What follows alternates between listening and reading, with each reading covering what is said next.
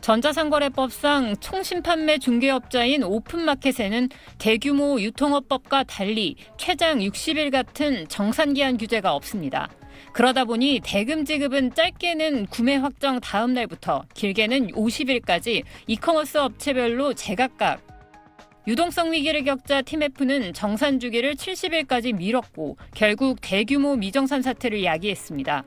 규제 사각지대라 판매 자금 돌려막기가 가능했던 건데 정산 기한을 법으로 규정할 경우 판매자와 소비자 보호는 강화될 전망입니다. 이번 사태와 같은 피해가 또다시 발생하지 않도록 근본적인 제도 개선도 확실히 추진하게 나왔습니다. 다만 국내 이커머스 대부분이 적자에 빠져 있다 보니 정산 주기 일원화가 일시적 유동성 문제를 불러올 수 있다는 지적도 있습니다.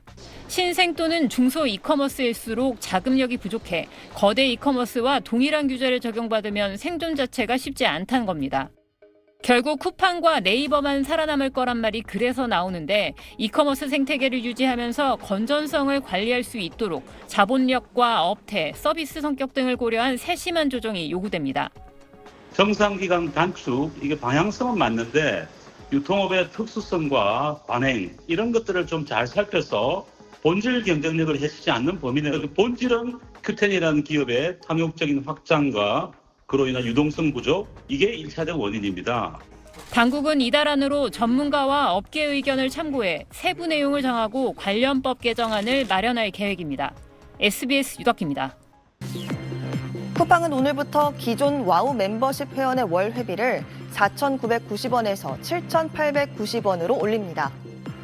신규 회원에게는 이미 지난 4월부터 인상된 요금이 적용되고 있는데요. 이런 쿠팡의 유료 멤버십 요금 인상은 예고됐지만 최근 티몬 위베프의 미정산 사태가 벌어졌던 만큼 유통업계는 요금 인상 이후 소비자 반응을 예의주시하고 있습니다. 이커머스 플랫폼의 신뢰도가 중요해진 분위기가 요금 인상에 쿠팡 멤버십 해지를 마음먹었던 소비자들을 붙잡을 요인이 될 수 있다는 분석이 나오고 있는 겁니다. 한편 이런 쿠팡의 요금 인상을 기회로 보는 경쟁 플랫폼들도 있습니다. 지마켓의 경우 지난달 1일부터 혜택 구조를 개편했고 네이버도 10월까지 유료 서비스 회원에게 최대 20%의 적립금을 추가로 주고 있습니다. 다만 영향이 크지 않을 거란 전망도 나오는데요. 일단 쿠팡이 멤버십 월 회비 인상을 발표한 지난 4월 이후 쿠팡의 월간 활성 이용자 수엔 별다른 변화가 나타나지 않은 걸로 나타났습니다. 실제로도 지난 2021년 12월 쿠팡은 회비를 72% 올렸지만 지난해 말까지 2년 새 멤버십 회원 수는 50% 이상 증가한 걸로 나타났습니다. 결국은 소비자들이 체감하는 혜택과 플랫폼 신뢰도, 물가 등이 이번에도 변수로 작용할 거란 분석이 나옵니다. 지금까지 뉴블더 전연남이었습니다. 세계 1위 이커머스 업체 미국의 아마존. 2005년만 해도 연 79달러였던 프라임 멤버십 가격은 2014년 99달러, 2018년 119달러, 2022년 139달러로 꾸준히 올랐습니다.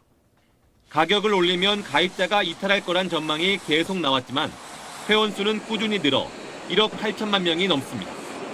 무료 배송, OTT 등 비용 대비 혜택을 늘렸기 때문입니다. 쿠팡이 58% 과감히 인상을 단행한 건 요금을 인상하면서도 사세를 확장한 검증된 아마존 전략을 참고했다는 분석입니다. 무제한 무료 배송과 무료 반품, OTT 쿠팡 플레이 등 각종 회원 혜택이 비용보다 많기 때문입니다. 쿠팡 이츠 배달료도 무료잖아요. 로켓 배송이나 이런 와우 할인 이런 게 정말 큰 장점인 것 같아서 계속 이용할 것 같아요. 쿠팡은 3년 전 월 회원료를 72% 올렸을 때도 회원 수가 500만 명 증가했다며 예상만큼 이탈은 없을 걸로 보고 있습니다. 하지만 당시는 이커머스 본격 확장기, 지금은 중국 알리, 테무까지 가세한 포화 상태의 시장이라는 게 다릅니다. 그래서 알리를 사용하니까 굳이 쿠팡을 사용을 안 해도 되지 않을까라는 생각을 하고 있어요. 아무래도 웬만하면 해지를 할 것 같아요. 고속 성장했던 쿠팡의 기세를 누를 기회라 보고 유통업계에선 이른바 탈판 고객을 잡기 위한 총력 할인전이 벌어지고 있습니다. 신세계는 3만 원인 연 회원비를 84% 인하했고 네이버 쇼핑과 컬리는 3개월 무료 카드를 꺼냈습니다. 락인 효과를 극대화하기 위해서 멤버십 그런 피를 내리는 거죠. 멤버 충성 고객이라고 부르는 멤버들의 객단가가 비멤버인 경우보다 훨씬 높거든요. 이커머스 업계 지형에 변화가 예상된다는 전망과 함께 쿠팡 의존도가 생각보다 높다면 회원 이탈 규모는 미미할 수 있다는 관측도 나옵니다. SBS 김수영입니다. CJ와 신세계의 전격 제휴 선언은 양측의 이해관계가 맞아떨어진 결과입니다. 쿠팡의 확장세에 이마트 등 오프라인 매장 실적은 위협받고 있고 최근엔 중국 이커머스의 공세까지 가세했습니다. 신세계는 약한 물류와 배송의 보완, CJ는 안정적인 물량과 추가적인 판매처 확보가 필요했습니다. 양측의 협약식에선 이런 시너지에 대한 기대감이 드러났습니다. 물류에서는 대한민국 최고의 강자인 CJ 업계를 좀 빌리고 싶다라고 제가 말씀을 드렸었고, 협업을 했을 때 시너지에 대해서 급변하는 시장 경제 환경 속에서 CJ는 신세계라는 동반자와 함께할 수 있어 마음이 굉장히 든든합니다. 계열사 간 협업은 있었지만 그룹 차원의 전방위적 협업은 이번이 처음입니다. 신세계는 다음 달부터 하루 10만 건에 달하는 G마켓 배송을 CJ 대한통운에 전부 맡기게 되는데 첨단 물류센터도 CJ가 위탁 운영할 예정입니다. 절감한 물류 비용으로 신선식품 등 본업에 더 집중한다는 방침입니다. CJ 대한통운은 국내 처리 물량이 대폭 늘어나면서 이익 규모를 높여잡게 됐습니다. 중국 알리 물량을 국내 배송하고 있지만 최근 경쟁 입찰을 한다는 소식만으로도 CJ 대한통운 주가가 급락하는 등 불확실성을 해소할 필요성도 고려됐습니다. 강점인 분야를 더 키우고 약점인 분야는 과감하게 아웃소싱하고 자기 업종에서 가장 필요한 핵심에 집중하는 그런 어떤 전략이나 결단이 필요한 거죠. 외풍이 발단이 된 범삼성과 CJ 이재현, 신세계 정용진 회장의 사촌동맹.